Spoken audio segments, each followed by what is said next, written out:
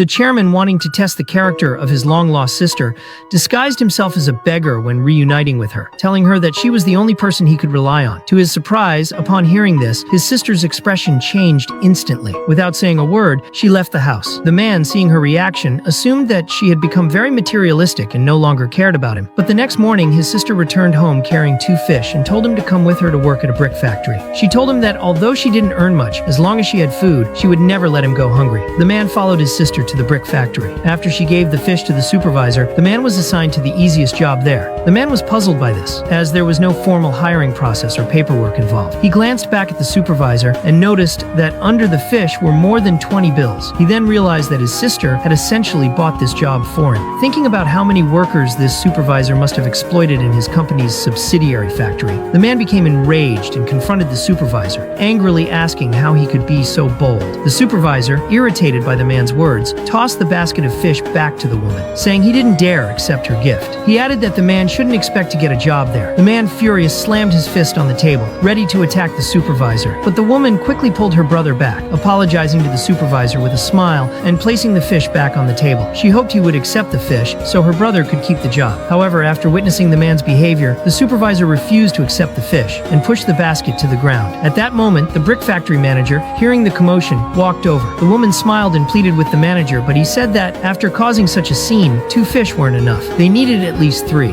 Hearing this, the woman looked troubled, but for her brother's sake, gritted her teeth and agreed. She then asked the manager to make an exception and use the 6 months of unpaid wages to offset the debt. The man, filled with anger upon hearing this, secretly sent a message to his secretary, asking him to bring people to inspect the factory. At that moment, a worker suddenly knelt before the manager, pleading with him to pay the 6 months of overdue wages so he could afford his sick mother's medical bills. He urgently needed the money for his gravely ill mother's medical expenses. The manager, smiling, helped the man up, saying he understood his difficulties. But then he called someone over, who proceeded to beat the worker in front of everyone. The manager then stated that he would make sure the wages were paid soon, and asked if there was anyone else who urgently needed money. Seeing this, the man stepped forward and told everyone that the company had already transferred the money to the factory, and that the manager was clearly embezzling it. Hearing this, the manager quickly ordered his men to chase the workers away, and then had the man beaten. Just then, the manager received word that the company was sending people to inspect the factory, so he ordered his men to lock up the man and his sister together